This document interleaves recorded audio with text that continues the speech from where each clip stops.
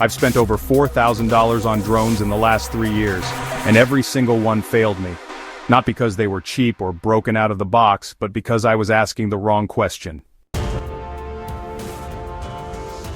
I wasn't looking for the best drone, I was looking for the one that wouldn't betray me at the most important moment. Today, after testing 17 different models, crashing 5 and getting fined for another, I'm going to show you the real truth about the best drones under 250 grams in 2025. The ones that promise freedom, cinematic shots, and no FAA registration. But honestly, many of them collapse before you even reach altitude. Most people think weight is the biggest factor. Under 250 grams, great, no registration needed. But here's what most don't realize. That rule has a dangerous loophole. In Europe and even in some US states, authorities can still confiscate your drone if it's flown in a restricted zone, even if it weighs just 249 grams. And here's the kicker, some drones advertised as under 250 grams come with extra batteries, or cases that push them over the limit the second you take off. That means you're flying illegally without even knowing it. One viewer told me last week his Ruko F11 Pro 2 got seized in Amsterdam. He paid a hefty fine and lost his gear. The lesson? Specs look good on paper. Reality hits harder. Then there's the quality. We see terms like 6K, 8K AI tracking as if every mini drone is suddenly a Hollywood cinema camera. But here's the raw truth. A lot of that resolution is digitally enhanced. Take the Ruko F11 Pro 2. It captures real 4K footage, then uses AI to upscale it to 6K. Does it look sharp on your phone? Sure. Can you zoom in or edit it professionally? No, it turns into mush the second you try. Same goes for the Potensic Atom 2 and its claim of 8K photos. The actual sensor doesn't support true 8K. It's smart interpolation, not real hardware. Nothing wrong with that, as long as you know what you're paying for. But when you drop $380 expecting DJI level quality, you're setting yourself up for disappointment. And then there are the drones that just break.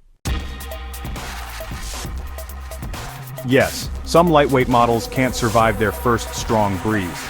I tested 3 budget drones, one lost stability in 10-mile-per-hour winds, and another crashed when the signal cut out at 800 meters, even though it claimed a 10,000-foot range. The worst? The Hollystone HS360s looks solid on paper GPS, 4K video, 70-minute battery life, but in real-world use, the GPS struggled in mountainous areas and the drone returned to the wrong spot, straight into a small river. I lost a full battery pack and all the footage.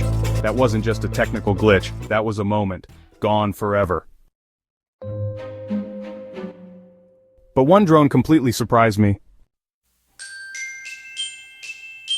The Potensic Atom 2. Honestly, I was skeptical from day one. The name, it just sounds way too similar to all those cheaper models that totally flooded the market last year. But you know, the second I launched it into the sky, everything changed. A real mechanical 3-axis gimbal, not just some digital stabilization, kept every shot buttery smooth, even when there was a bit of wind. The AI tracking? It was shockingly accurate, like it could lock onto people, cars, even my dog running through a field without ever losing focus.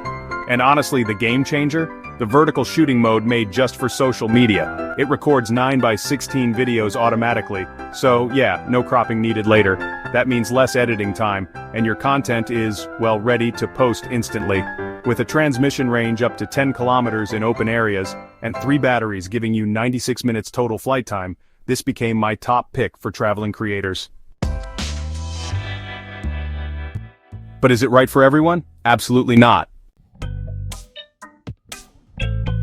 If you're filming fast action, like mountain biking or skiing, you need sharper control and faster response.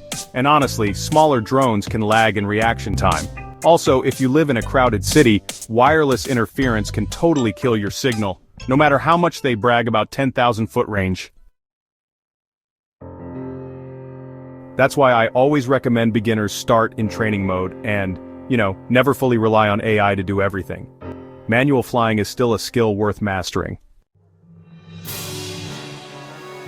So after all these tests, crashes, and real-world missions, what's the best drone of 2025? Not the Ruko, not the Hollystone, and not even the DJI Mini. Despite its fame, the real king this year is the Potensic Atom 2. It's not the cheapest. It's not the only one with features. But it's the only one I trusted when the moment mattered.